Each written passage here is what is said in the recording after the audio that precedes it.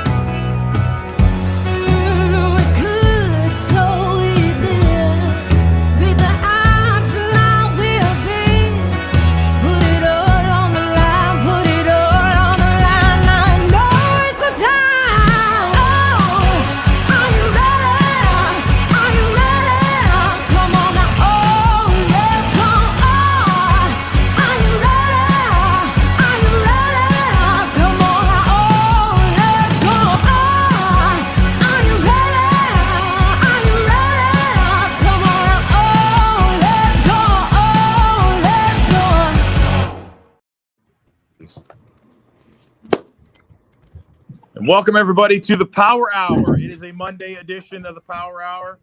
Quinn, push car up there in the corner. Max Solo in the middle. Ty Bartell up here, but he's disappeared. He hasn't got let out of lockdown yet. Coach Seidel right next to me here, and I am the one and only Paul Munson, your host this afternoon here on this Thank Monday. God. If there was two Paul Munsons, I'd be on suicide watch. Yeah, that's what I've been told. Thankfully, there's only one of me. So there are some other Munsons, but only one Paul Munson. So I want to thank everybody for tuning in here on this Monday. How was everybody's weekend? Quinn? Stupendous, Paul. Stupendous. Stupendous. Wow. Billy Mack. Excellent. Nice. Ty got released out of solitary confinement areas. Had to finish up a few things, making license plates and everything. So we got to finish that up. So get that stamp on there. Making your shiv. Yeah, for sure. Nice. Good weekend, Ty? Oh, yeah. Great weekend. No complaints at all. Got to enjoy a museum tour of Sebring High School yesterday with that man down there in the bottom left corner. As Coach Seidel gave me a grand tour of Sebring yesterday. Nice. You just went out there on a Sunday and hung out? Yeah, it was more something I was doing for Kent, kind of doing a little podcast thing with Coach Seidel down there. We might be able to release it here on YSN, so it's a work in progress, but definitely a great day yesterday. Nice. Coach Seidel, besides hanging out with Ty, how was your weekend? Yeah, it was a good weekend. A lot of sports, a lot of stuff to tune into. Cool moment this weekend when all the golfers on Sunday wore the red and the black pants. So that was kind of cool to see. And then, obviously getting to hang out with Ty. Nice.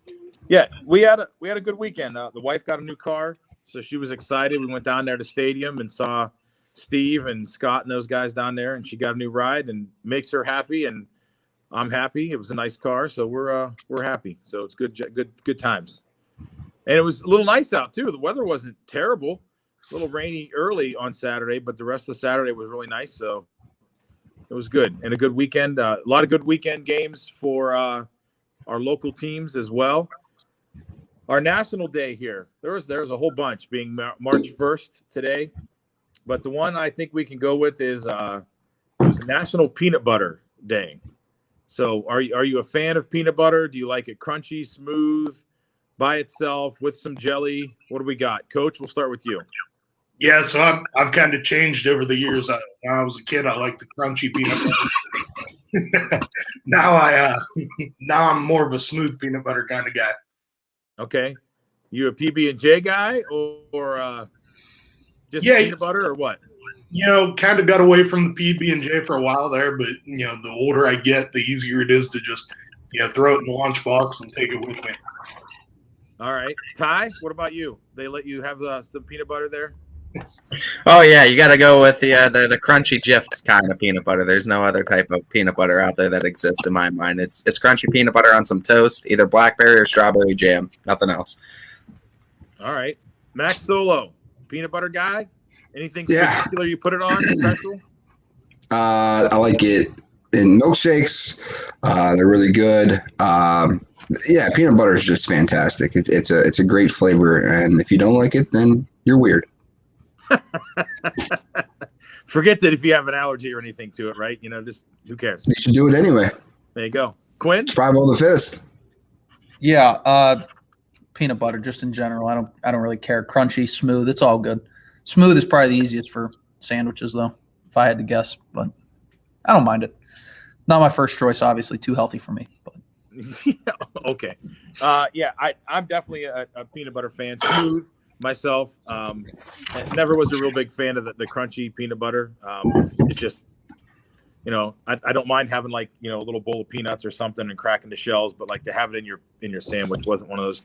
I know when my wife was younger that they used to go over to her grandmother's house, and her grandmother called them peanut butter suckers, and she would get a spoon and just dip it into the jar of peanut butter, and her grandmother watched 5 or 6 of her grandkids at a time, and she'd hand each of them a spoon with a big glob of peanut butter on it and say, okay, go outside and play. And that was their peanut butter sucker to keep them occupied for a little bit while they went outside and played. So peanut butter is definitely a nice little snack to have. I like it on crackers. It's good. So did anybody else do fluffer nutter sandwiches growing up? Marshmallow fluff and the peanut butter? No. No. And I don't think anybody here was pulling an Elvis and doing peanut butter and bananas. No. But if you would have saw some of the national days here, we had the National Dadgummit That's Good Day, the National Horse Protection Day. I don't even want to know what that is. Protect horses. Well, okay, yeah, great. You protect horses. That's what I'm being told. National Minnesota Day, and who cares about Minnesota? Self-injury awareness day, which there could be some of that with some of us on this panel. And then National Pig Day. Don't even want to go to that one. National Pig Day. I mean, I guess we could have what's your favorite, thing from a pig?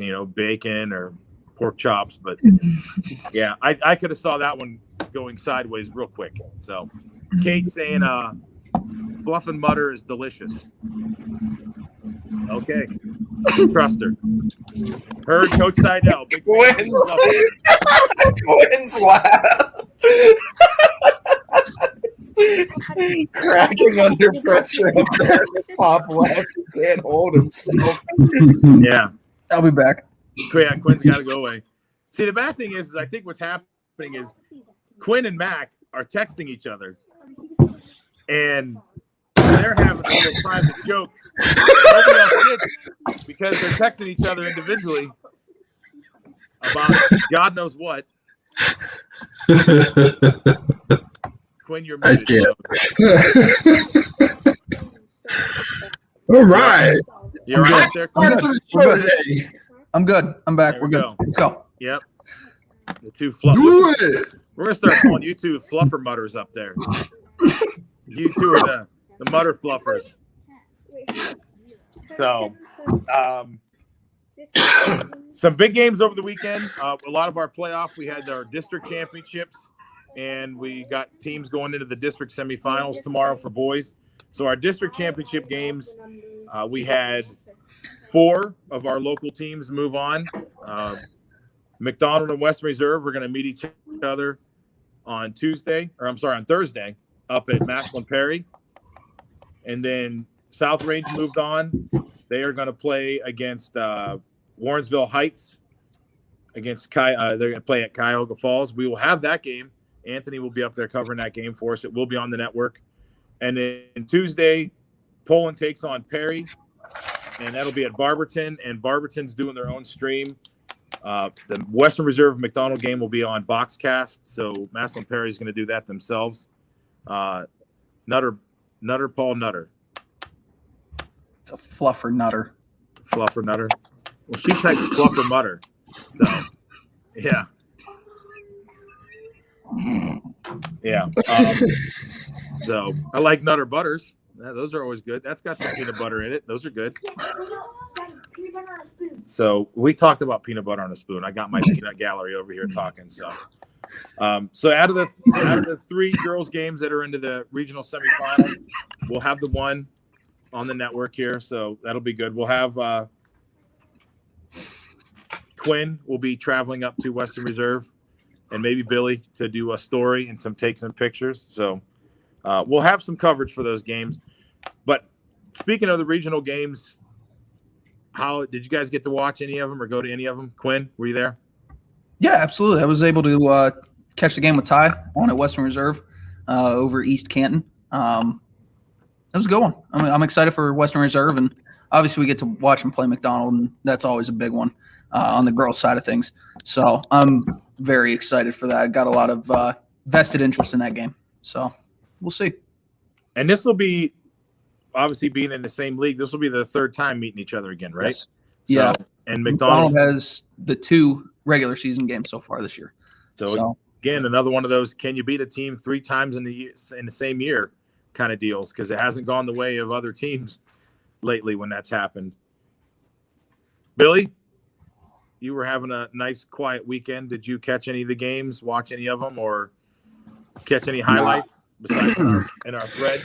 Just in our threads. I was really on baseball mode for the most of the weekend with the Astros and doing some stuff there. But for me, it was just about just kind of hit and reset, getting ready to prepare for this week and kind of get back into work mode. So, Ty, you had that call on the Western Reserve game. How did they were they exactly what you expected out of them and took care of business?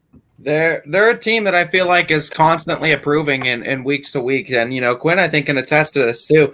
As much as they blew out their first 3 opponents, and they were really good in those 3 games offensively. They didn't shoot the 3 ball all that well, and then the last game against Maplewood, and then this game against East Canton, you started seeing that come around, and I highlighted that too in that game. Is that if Western Reserve is hitting the 3 ball, they could beat just about anybody you put in front of them, because they're a team that is very defensive foundation first. So they're going to stop you. They're going to get their share of stops. And I mean, Vuletic does what she does. She basically stops anything that happens in the paint. So you just have to guard the perimeter after that with the other 4 remaining players. But if they're hitting their 3 ball, extending their range on their offense that they already get so much of because of the turnovers they create on defense, that's a team that can really start putting it up in the box score in all areas. And I mean, they could run up a score on you in a blink of an eye, and before you know it, a couple of turnovers and a couple of transitional buckets, before you know it, you're down 10, 15 nothing against that team.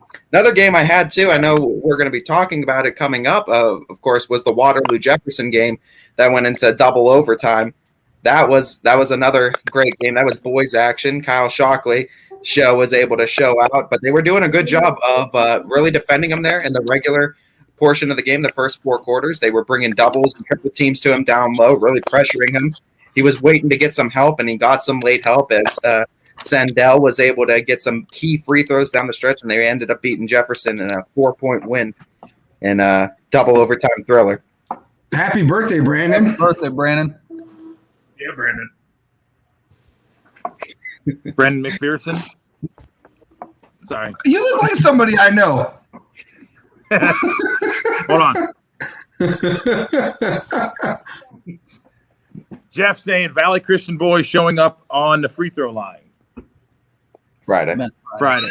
Okay. Again, trying to decipher the Jeff text messages are just insane. I mean, I got in touch with him and Billy the other day because LeBray's playing Moody tomorrow, and I needed to make sure they could do it. Jeff types this just unintelligible paragraph, and then Billy's like, all right, do you want to try that again? And then he clarifies what he typed, and I'm like, Jesus. I mean, I don't know if Jeff like is trying to talk through his Siri, or if he actually is typing it out and maybe his thumbs don't go as fast as his brain, or so I don't know. It's fun. Just a case where he doesn't think before he texts. He just kind of goes with what he thinks. He's basically trying to text you what he's thinking in his head at the same time. And it just doesn't translate. It just doesn't translate. Yeah. Like here to there. So yeah, it's Jeff. He's fun. Coach Seidel, games this week. Did you get to see a couple? Yeah. So, obviously I was doing the book for the Sebring game on Friday night, and unfortunately they fell by 2 points to Jackson Milton. Jackson Milton really improved throughout the season. Ty and I got to see them, the game before, and then seeing them again. Over there? They've just really come a long way this season. 2 in 1 slot. I'll go check. And also, the reason I was late was because I don't really know how to stop a conversation. I don't know how to. Obviously. So yeah, doesn't matter. Every day I do this damn show, and they're talking to me. I love my kids, but they're sitting there trying to talk to me as I'm talking to you guys and listen. And like, it would be a beef, but they're my kids. I don't think you can beef about your kids on a show. So Yes, you can. Yes, you can. yeah. I obviously was at the South Range game, playing Brookfield. They played it well enough to win the game, is what I'll say. And I think Coach Fisher will attest. They didn't play good basketball. It was a low-scoring game, and they just didn't really do some of the things that they normally do to win a game. Like I said, they did enough to win, but definitely some stuff that Coach Fischel is going to be able to work on, or some people call him Coach Rischel.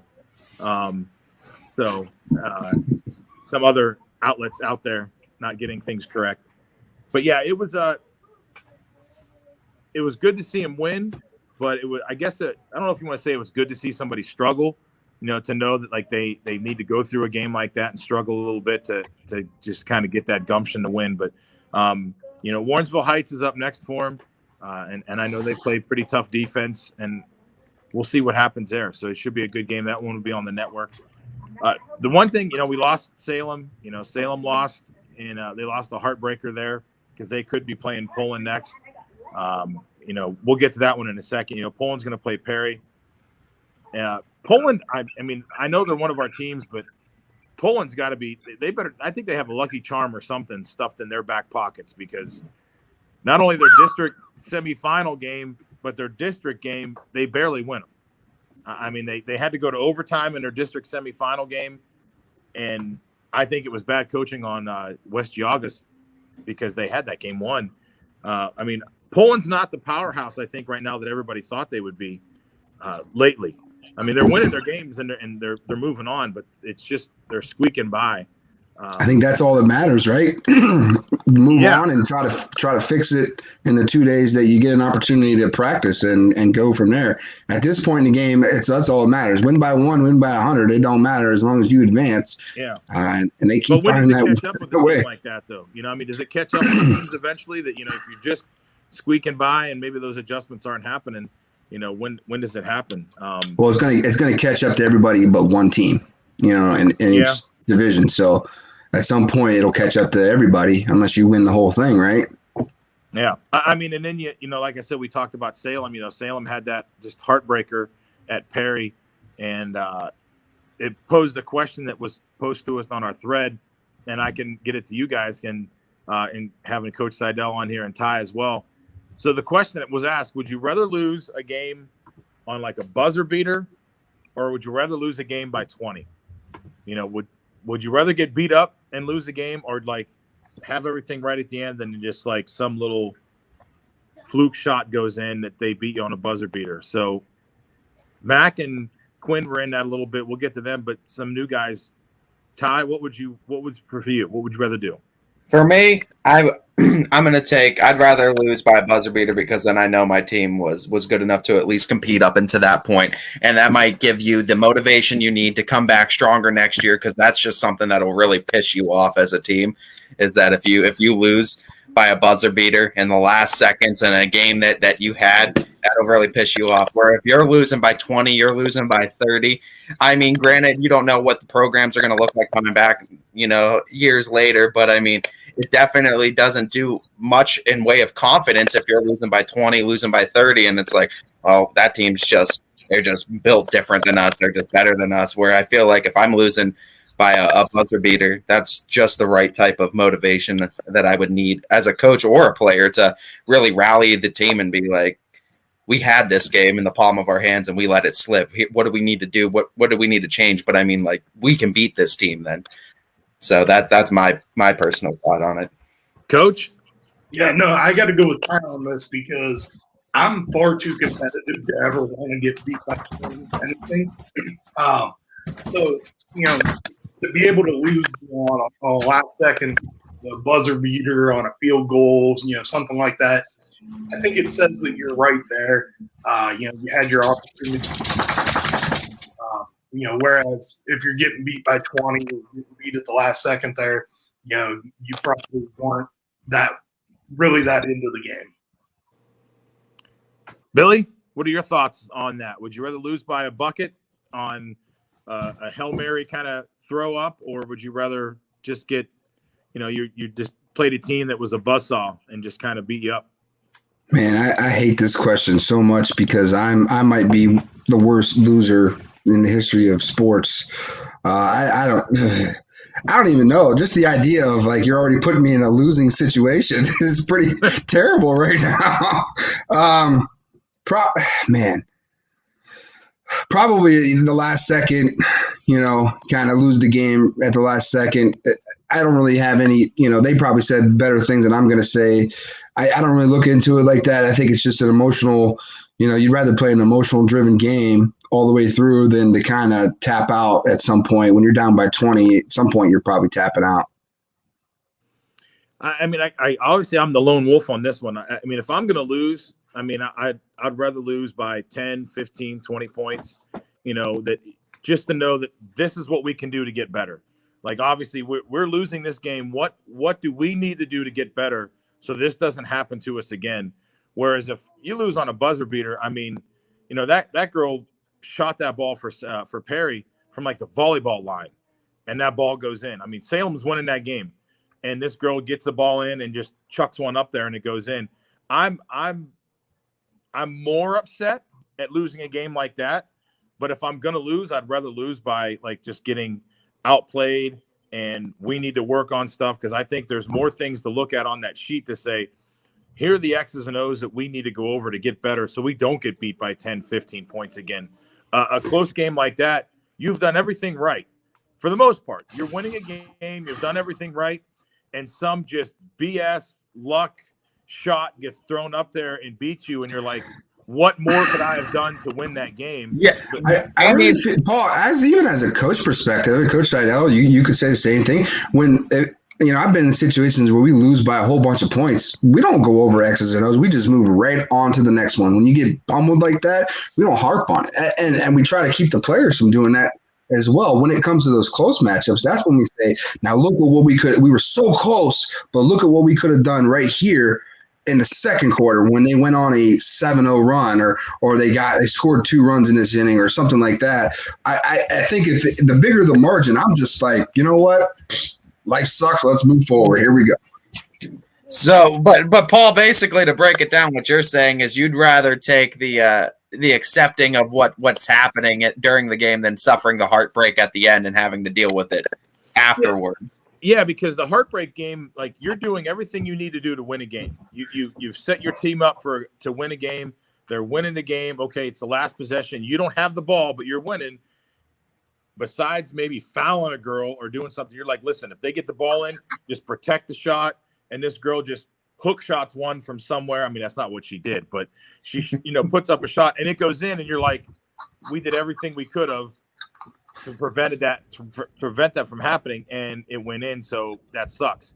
Where I think, like I said, if you're getting beat and the team's better than you on the floor and they're beating you, let's talk about one of the teams, they're not one of our teams, but they're a team that is out there doing this to people. How do teams feel when they're playing this Berlin Highland team that is winning by 60, 70 points a night?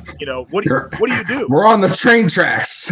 We're about to get ran over. That's what. Yeah. So you look at that and you're like, okay, listen, you're losing, but like there's learning points in that. You still let's try to run our offense. Let's try to run this motion defense or something here and see what happens instead of just, doing everything I feel is right. And then at the end, just I don't know though, man, because if I'm a coach or I'm a player, right, and I'm playing that juggernaut of Berlin Highland and I'm losing on a buzzer beater, I don't know. I feel like I'm more proud of my program than I'm looking at, well, we're coming close to beating the biggest, baddest team in the state right now. We're doing something right on the court. I can see both sides of it. I can understand not wanting to go through the emotional heartbreak at the end.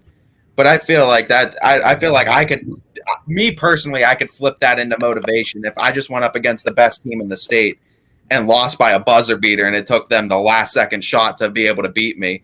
That I'm getting confidence for myself, for my team, and saying, we just need to change a couple things, but we're right on the cusp of beating this team. And the same thing happened on Saturday with the Penguins down there in LSU. They're sitting there. I think they were tied going into the ninth inning. They have 2 outs. They get one guy on an errant throw from when I was talking to Richie. So now the guy on first, you have 2 outs in the bottom of the ninth, tie ball game. You're thinking, okay, let's get this last out here. We're going to see what happens in extra innings. And they give up a 2-run jack.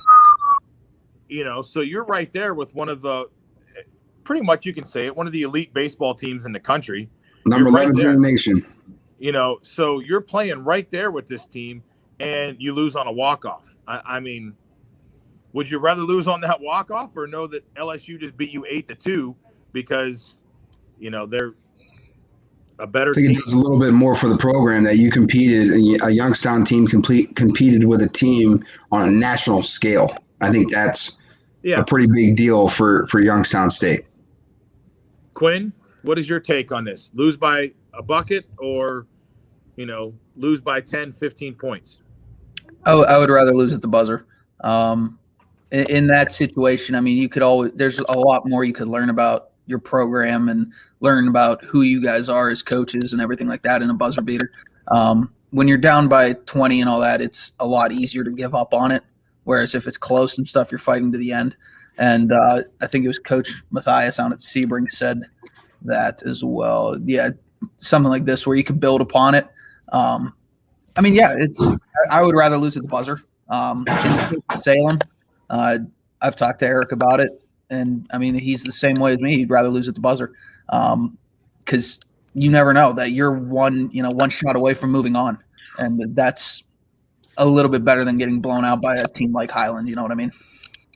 Yeah, it was Eric that posed that question to us on our thread, and I did see the picture of them with their district runner-up trophy and all their medals, and like everybody got a little bit of a smile, and you see Eric in the back, he's mean mugging. He just has the worst face on. He's just, you can tell he's so upset, was not happy, which you can't blame him. It's tough to lose a game like that, and you don't want to lose a game like that, obviously, but I saw the video too. That is an absolute prayer that Perry threw in. It was a prayer. So yeah. See, and that's why I said that would that's where I would think that's what would be worse for me, is there's no reason in the world that girl could probably shoot that shot 9 more times and probably not make them. but she hit it the one time she needed to, and you're sitting there going, really? What was that one that just popped up on there, Quinn? I didn't get to read that. Sorry. It's Brandon down there said, happened this weekend to Champion girls against Garrettsville. Champion was up 10 at halftime, ended up losing by 10. So, I mean, I don't know, though, because I also feel like, I mean, we're using different sports as analogies. For me personally, and I don't know if anybody else is going to agree with this, I feel like baseball is a different sport to try to compare this kind of question to, as opposed to like your basketball, your footballs, when there's an active clock running. And I mean, I don't know. I just think of that MJ quote saying, I never really lost a game. I just ran out of time with basketball. So, I mean, it's more of the sense of I competed throughout the full, 32 minutes. If we're looking at the high school level, I was there for 32 minutes. They were just able to get that one shot off before the clock ran out. With baseball, it's you have to face a set number of hitters. So when a 2-run jack happens, there was no time that was going to save you on that one. It wasn't, you were going to have to face them with either that pitcher or, someone out of the pen or something. That matchup was still going to happen regardless. Would the same outcome happen? Maybe or maybe not, but regardless, you still have to face that one batter. Yeah, I know. I mean, but listen, we're all coaches at some aspect here. So, I mean, it's just a difference of opinion. I mean, and everybody's got a different one. And I just look at it a little different than somebody else does. But listen, I see your side, though. I could understand your side. Like you said, I mean, everybody hates to lose. You don't. I don't know what you're doing in sports. Yeah. Yeah. If you don't mind losing, there's a little problem there because that's a trickle-down effect for sure. So we're right at our halfway point. We'll take a quick break here, pay some bills, and be back to talk. We can talk a little bit about J.J. Watt, and then we can maybe preview some of our boys' games that we have going on tomorrow. So we'll be right back here on YSN. On the Power Hour. Baird Brothers remains your source for fine hardwood products. For the time being, we're open for customer pickup only on weekdays, 9 a.m. to 4 p.m., and Saturday from 9 a.m. till noon. Place your order online at BairdBrothers.com. Baird Brothers, for the place you love. Quality, customer service, and integrity. Those are the 4 words that have driven our success since 1957 at Joe Dickey Electric. Joe Dickey Electric is one Mahoning Valley landmark business that stays current with the requirements of our customers. Family owned and managed, we are an electrical contractor and energy solutions provider. Every member of our team adds to his or her skill set through ongoing training. Residential, commercial, industrial, automotive, and more. We keep ahead of the needs of our customers with a fleet of more than 50 vehicles and 24/7 emergency service, so you're never left in the dark. The 4M Company, being an architect and construction manager for over 40 years, has had the opportunity to use many different electrical businesses for our projects. The depth, quality, and knowledge and attention to detail displayed by Dickey Electric makes them stand out above all the rest. For state-of-the-art expertise and a timeless commitment to our customers, contact Joe Dickey Electric. We are everything electrical.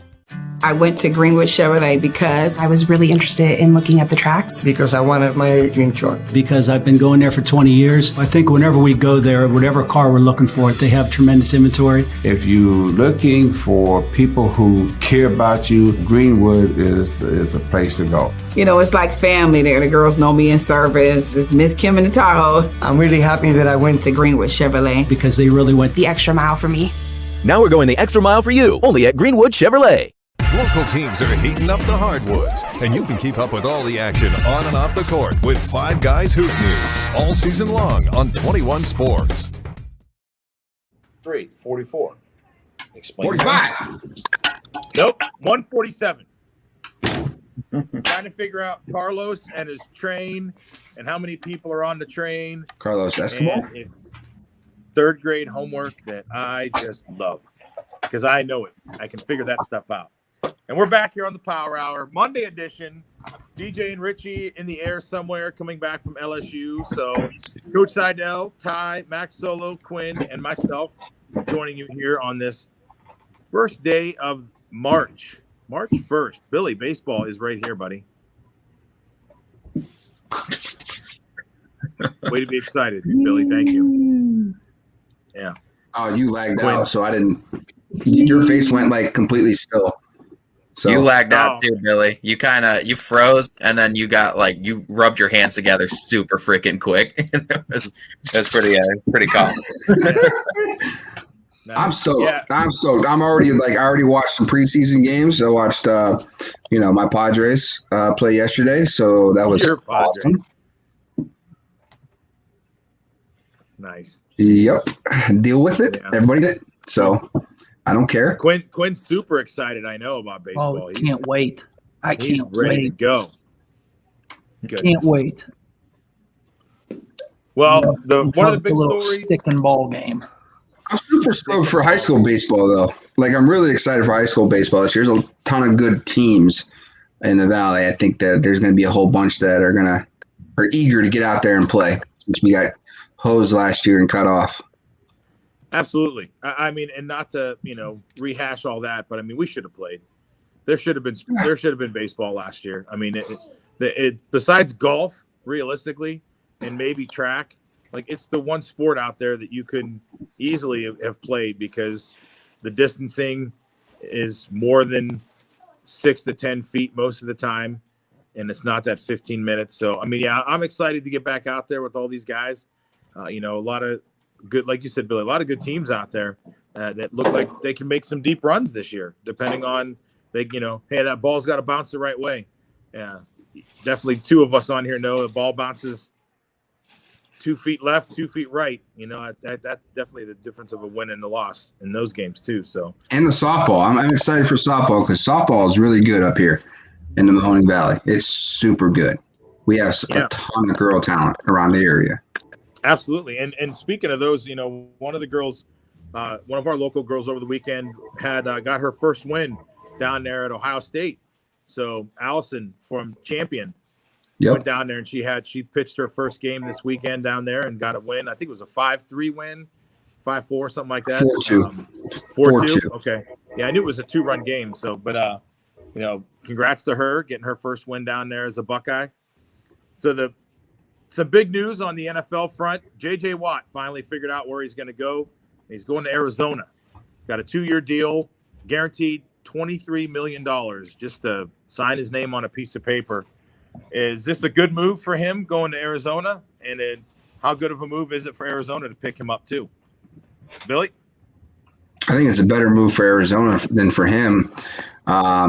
I think they needed pass rushers, and I think that gives it to them. But the problem with J.J. Watt has been the same as we've been talking about for the last probably 2 years, really, is J.J. Watt's production is down by a lot. And is he worth that type of money? I'm not really quite sure. Arizona thought so. I thought he was in that range of like a $6 to an $8 million range, and a team that had some other pass rushers, and he could play a complementary piece and be more of a 60 to 70% down guy, and not 100%. He'll have to be 100% down guy. It's probably why he wanted to go there, and he got to hook back up with Hopkins, his former teammate. So kudos for him. And Arizona is quietly building something pretty special. Seattle is in disarray. San Francisco had a terrible year. They're going to be on the comeback, though. You gotta assume they're going to be pretty good. And then with a new quarterback in LA, who knows what's going to happen there? So you got to think that Arizona's got to be one of the front runners in that conference, right, or division. Yeah. Ty, do you think this is a good move for them, and do you think they're done? Do you think they're going to make some more moves? Well, I think the Arizona Texans, I think, is what we should call them at this point, since that seems to be their farm system. They might be done. I know their cap space, they didn't have a whole heck of a lot going into this. It's a move for the Cardinals. You're going to get a good pass rusher. You get more talent on the team.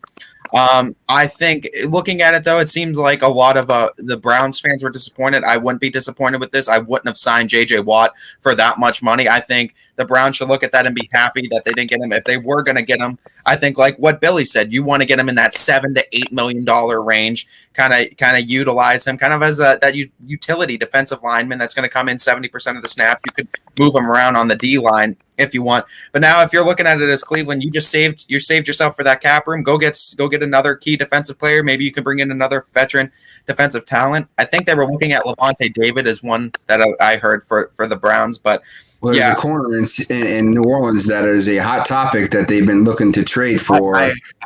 I saw the tweet too from Lattimore. Yeah, I saw the tweet. He's saying that it was nothing, but I mean, it could be cryptic too. But I don't know. It has to be a personal decision for Watt, though. I mean, you might think that Arizona's on the come up. I don't believe that they're going to be in Super Bowl talks anytime soon. They might be playoff contenders, maybe now. It depends on what Kyler Murray does. But I think this is more of just a personal reason. He wanted to stay in warmer weather. Probably the wife wanted something to do with being down in Arizona, because I don't see this as being a career decision for accolades such as a Super Bowl or something, because I don't think Arizona's the team you're going to do that on right now. Well, here's a good point from Brandon, too. He says, don't forget that the defensive coordinator in Arizona was also his defensive coordinator a while at Houston. So he's very familiar with this guy's system. So, Coach being a system guy, knowing how to put systems in place, is this a good move for him going there to be familiar with what he has to deal with, on every down? Yeah, I mean, okay, signs with Arizona. A lot of people retired to Arizona. So, I mean, it just kind of is what it is. I mean, okay. I think he probably fits well there. He's going to get freed up to do some things, maybe move around on that defensive line a little bit like they were doing a couple years ago in Houston with him. But yeah, okay, good fit. You don't seem too enthused about this, Coach. It's just because it seems like he's on the downside of his career. So yeah, is this just a money grab for him, you think? For me, I thought that there were a couple teams out there that were a lot more interesting of a fit for him. The Chicago fit was something really interesting to me. When they were starting to talk about maybe Green Bay as a potential destination. Even as much as I'm a Browns fan, the Pittsburgh one was intriguing to me. There were just other teams that I thought made a lot more sense from a player standpoint. And I guess the storyline too. I mean, he goes to Pittsburgh, he joins up with his brothers. Now you have three brothers on one team, but I mean, even like how DJ said, Pittsburgh's in a little disarray right now. I mean, they might be a rudderless ship here pretty soon, not knowing what's going on. So I don't know. For him, I think looking at it, I don't want to say it was a money grab, but I mean, to go grab $23 million guaranteed 2-year deal for $31 million. I mean, that seems pretty easy. I think it was the best offer he got. That's what I mean. If you want to say a money grab, maybe, but I really think it was the best. And they're going to be fighting for the playoffs. It's not like, they were this year. They were a game out from being in the playoffs this year. So, and they had that back half where they just basically collapsed because they were one of the hottest teams coming straight out the regular season. And then the back half, just didn't play good. Kyler Murray was a little bit banged up, so they weren't executing on offense very well. But they also missed a pass rusher, and I really think this puts them in a position to potentially win their division. I mean, and you look, he goes from one mediocre division to another mediocre division, and if he can make that team better, then that just helps them kind of maybe get through, like you said, Billy, to get into the playoffs. Because again, with the exception of Seattle, if they can get their stuff under control over there, and who knows how the new quarterback in LA is going to be. I mean, they could be the favorites, like you said, in that division, because who's really there to do anything? I mean, San Francisco's still kind of all messed up over there, too. There's a potential that Arizona could be the only team with a returning quarterback. It could be. I'm not saying it will, because I don't think Russell Wilson's going to get traded, but San Francisco's not going with Jimmy G next year. It's just not going to happen. So you're looking at two out of the three of those three right there, and then Russell Wilson. Why shouldn't they be the favorite? If Russell Wilson's out, they should automatically be the favorite. I mean, some people are going to argue LA is going to be there because of they have the receiving core and they got a new quarterback and everything. But I mean, with the quarterback they had last year, they didn't do very well. So I mean, I don't know. I mean, I think. And you got a quarterback who just doesn't really know how to string wins together. So. Yeah, I think it was a good move for him because again, he didn't go to a super competitive division to where he might get lost. I think he can still be a superstar and be there, and not really that far from home. If they say he's going to stay in there, Matthew Stafford and the Rams won the division. Yeah, Matt Stafford's over there. Yep. Way to be, I was Jeff. waiting on it. That's Yeah, all. it wouldn't take too long for him to chime in. I have to tell you, the reason I'm just not super excited by, J.J. Watt going to Arizona is it's really hard to get excited about a team that's being coached in the NFL by Cliff Kingsbury. I mean, he came out and completely admitted to the organization that he's better off as an offensive coordinator. Like how do you get excited about a head coach that doesn't really want to be a head coach? Well, and that's the thing too. There's a lot of times that happens that these guys who are O coordinators or D coordinators, they go get interviewed for these jobs and they get a head coaching job and they're terrible. They're just terrible. And they realize it like halfway through or towards the end and go, I don't like this. I'm better just being this person over here. A lot of guys don't want that pressure. It's a different responsibility. So when you're, you're just focused on the offensive line, you're focused on calling plays and how to score points. And now you got to figure out how do we score points and how do we keep them off the board and what do we do special teams? And now I got to deal with player contract issues. Now I got to deal with wives and girlfriends showing up to the same hotels and all the other BS as a head coach you got to deal with, and not just to mention your own coaches. Yeah. All right. DJ chiming in. Wheels down in Pittsburgh. Way to hold it down, boys. Can't wait to be back with you tomorrow. So DJ will be back with you guys on the Power Hour tomorrow. Him and maybe Richie. I don't know. I'll be off Tuesday and Thursday this week. We have early practice after school. So Monday, Wednesday, Friday. Checking the picks too, it looks like Arizona. The mock draft at least is saying Patrick Surtain is the second is the pick they're going with. So I mean, this could have been the idea of bolstering that defense because we already know what the Rams and San Fran's defense is like. You might see more defensive oriented games in that division, trying to keep it low scoring, and that's where they're going to have to make up a bulk of their wins in the division. So it might just be. I don't think Surtain waits that long to get drafted. Who do you think they draft then if it's not Surtain? Do you think they still go defense? Yeah, I think they're going to go defense all day. I mean, they're pretty set offensively, maybe a lineman or two, but I think for sure they're going to go defense. The talent for skill players is ridiculous in this draft. You're talking about DBs and wide receivers. It's just pick one, throw a rock in the pond, and there you go. You get one. Quinn? Your take on this at all? You've been quiet over there. Are you disappointed that he went there? Or are you? No, I don't really care. He's out of the Browns' problem. I don't really care. I'm glad the Browns didn't spend money on him because that would have been a waste of money. And I'm just glad he's not in Pittsburgh. So, who is the? For you two personally, and Coach Seidel, who do you think the Browns immediately what's the next target then? I mean, since these were rumors, I know maybe they weren't particularly targeting him hard, but what do you think is the next guy that they're looking to get? Because I'm hearing Sherman, I'm hearing Lattimore. I've heard reports Miller might be a tradable thing too. So what do you think they look to? I mean, I would love to have Lattimore. I think that's the one that I think we all can agree on, right? Yeah. Lattimore would be the guy. If I not, don't really love Sherman. I'm not a big Sherman fan. I think he's too old. I think he's a little bit overhyped his whole career. Playing with the Legion of Boom. He has some of the two best safeties to cover him behind. Von Miller, I think he's too much money on the cap. I don't think they're going to touch him right now. I don't mind Von Miller. Levante David wouldn't be bad. Need a linebacker, so one of those two wouldn't be bad. But Lattimore, I would be all in on Lattimore. If that you was don't like Mac? Have another guy with him. What do you think it would take for them to get someone of Lattimore's stature? Draft capital, maybe. Yeah, probably draft picks. Because they can't. New Orleans can't. They're over the cap. They can't afford to just. They're way over the cap. Where's Cleveland at in the draft? They're 25, something like that, aren't they? Early 20s, yeah. Early 20s. And I think they were the mock drafts I'm seeing all say I think linebacker. They're looking at outside linebackers right now. I would give up a first round pick for Latimer. I would. Yeah, I wouldn't give more. Unless they'll take Odell. Yeah. Get rid of Odell and a second. Ship him away. That'd be nice.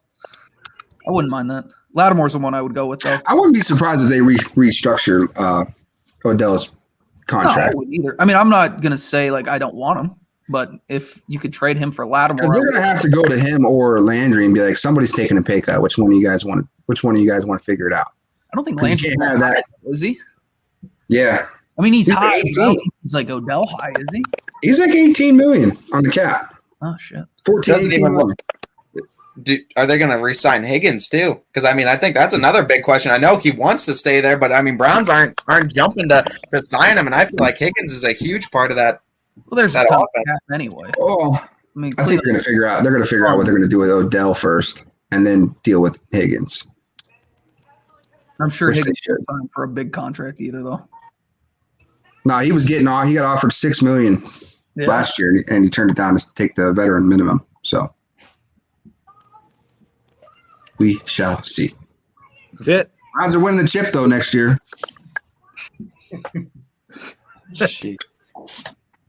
I'm not getting on that bandwagon yet. The optimism of the Browns fans. You gotta love it. Fan, Paul, fan. The two of us were quiet. Fan singular. Billy's the only one on that boat. I mean, care. it was interesting. Everybody kept, sitting there talking about it. Aaron Mosier saying Mark Kay said Miller, Carl Lawson, Trey Hendrickson, and Come on, Jeff. Hassan Reddick are all interested. Yeah, I mean, a couple of interesting names on that list. I think Aaron mentioned Mary Kay Cabot from the Plain Dealer. I find it really hard to trust anything he says usually. The guy that plays that linebacker and defensive end, I mean, you could see Miller. That's Von Miller is usually.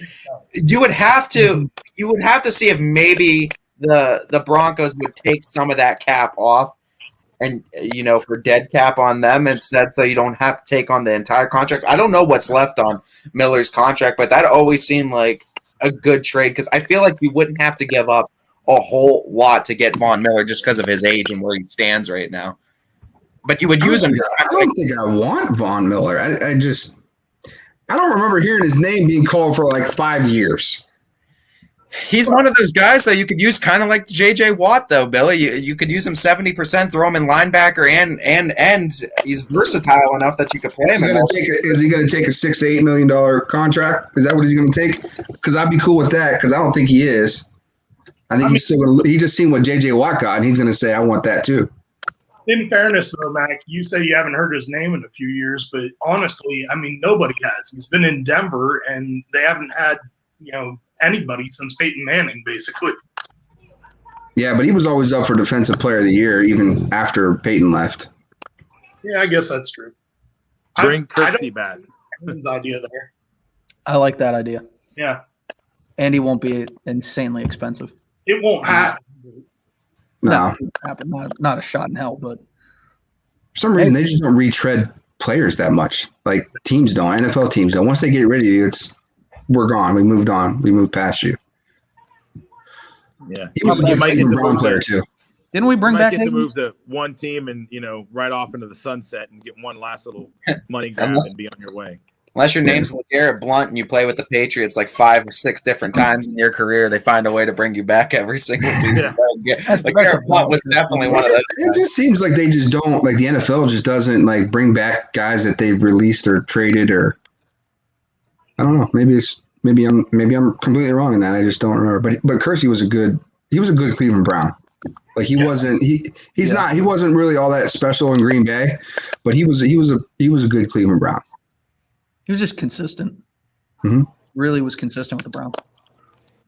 Well, I mean, they don't have to make too many drastic moves. I think they had a good year last year, making the playoffs, getting that second round, and I think they just make a couple little tweaks and they'll be good. Yeah, so, and Pittsburgh's only going to win like 4 games this year, so. They need a defensive back. Honestly, they need another back in case someone gets hurt. I mean, you get healthy. If they get healthy, who knows where the Browns will be? Getting Greedy and Delpit together. Yep, getting those two back. Will really create that depth that we need at the DB where we didn't have any this year. So before we get to our what's your beef, little quick rundown of some games that are going to be on tomorrow. We have a total of 14 games between Tuesday, Wednesday, and Thursday. There is there's 7 games that are on tomorrow. So we have JFK versus Jackson Milton.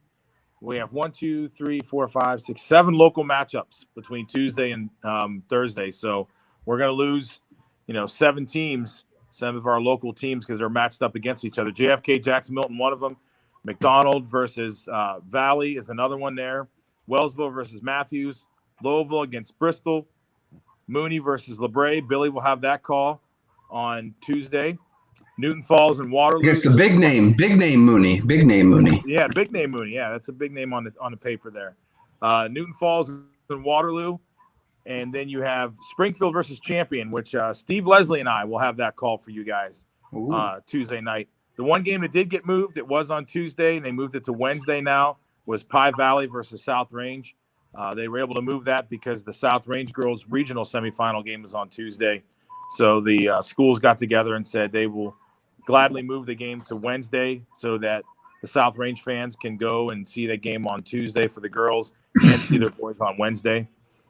Thursday, we have a handful of games. We got Canfield Chardon, Struthers and Canton South, Poland and Louisville, and Cheney and West Branch. So some great district semifinal games here coming up this week for the boys. And again, like I said, don't forget you have 2 girls games tomorrow, South Range and Warrensville Heights, and Poland versus Perry. We will have the South Range game here on the network. Anthony will be calling it for us. And the Poland Perry game there, Barberton is doing their own stream, so I think it will be on YouTube. So you might want to check that out. I'll talk to Brian, and we'll see about getting that site there. And Greedy Stinks, says Michael Page. Don't know who that is, or is that an inside joke? Thanks for tuning in. That's the Browns player. Oh, okay. There you go. Not a Browns fan, so I don't know who that was. Sorry. But yeah, so we are at the end of the show. So it is the G Burger Farms. What's your beef or filet? We'll start with Ty. Ty, do you have a beef or filet today on this Monday? Oh boy, do I! I got a nice big pound of beef to get with. Critiquing is actually something that is something I really like. I look forward to it. I feel like if you have someone that's really knowledgeable and they can critique your work, it gives you the opportunity to get better. You have those doors open. You might be able to see something that you maybe didn't know before, and you can get better. But when you're critiquing on something, you have no idea on what the hell you're talking about, and there's multiple critiques on from people that don't know what the hell they're talking about. I don't know. It kind of makes me wonder, why the hell did you even come up and start talking at all? So, yeah, I'll leave it at that. I don't want to go too far into it because I'll take up the next 10 minutes. So we'll leave my beef at that. All right. Coach Seidel. Wait, before I go, does anybody else want to hear the rest of Ty's? Because I kind of Quinn knows exactly. Quinn knows exactly what I'm talking about. Oh yeah. I'd like to just give my time back to Ty. No, my beef for today is, it is March 1st at 3:58 p.m. and I'm looking out my window here and it's snowing again. I really thought that we were getting into the spring weather. Thought that we were kind of moving forward to have snowflakes again. I'm just not feeling it today. All right, Quinn. Beef, filet, what do you got here on this Monday? I got a filet. My filet's to Ty. I like watching Ty rant. It's nice. It's fun. And my other filet is also Ty for Saturday. Ty was great. I enjoyed calling the game with you. And, yeah, I know where you're going with that. Billy Mack. My beef is with Ron Podesta. For obvious reasons, that he says that the LeBray Vikings are going to get pummeled, pounded, destroyed, killed. It's not even a matchup. Viking on whatever, paper, on video game, in space, it doesn't matter. Ron Podesta's number will be up later for Viking Nation to definitely give him a call on Wednesday after the game. Oh man, I just have a little beef, today, and mine is just with I guess people like we've talked about it before, like just people like staying. Oh, look at Kate, go Mooney. Yep, you've angered Kate, Billy. That's a house divided right now. But just people knowing like what their positions are. This is your job. This is your job. You know, knowing your jobs, and then just staying in that lane and doing what you're asked to do, and let everybody else worry about what they're supposed to do. So just a little beef there. So it was just a little. I get it. I get the joke. So yeah, that's it for today. Nothing. I mean, it's Monday. I mean, you can't be that upset. It's Monday. I mean, I know Coach sees some snow out there, but Coach, don't worry. Wednesday it's going to be 50. So we're going right back up the ladder with the weather. Hopefully, we get some more sunshine. I had shorts and a T-shirt on yesterday, so I felt pretty good. Coach, I don't know where you're at. It's 45 in East Palestine, so. I guess I just need to make my way more into Columbiana County. Yeah. Do it. Somebody's above Coach's window throwing like little flakes out there, like, oh, it's snowing, just to piss him off. No, it's funny. It is officially stopped now. See, it hurt. You're welcome. Really. Oh man. Well, again, I thank everybody for tuning in. Listen, we got by yes, Ty.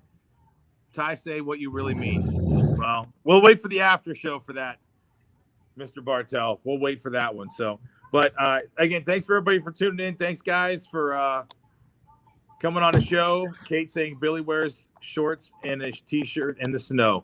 Billy's that guy. Mental toughness. Mental toughness. That one guy out there who always wears shorts no matter what type of the weather it is. I did shovel snow in shorts and a T-shirt. Our guy's Billy. There he is. We got our one. So till tomorrow for the Power Hour, Quinn, Max Solo, Ty, Coach Seidel, I am Paul Munson. I thank you guys for tuning in, being a part of the show. Till tomorrow, you'll be here on hopefully Trivia Tuesday. I won't be here, so I'll take. We'll probably won't do Trivia Tuesday because DJ will be back. Yep, there we go. All right, DJ's back. See you guys.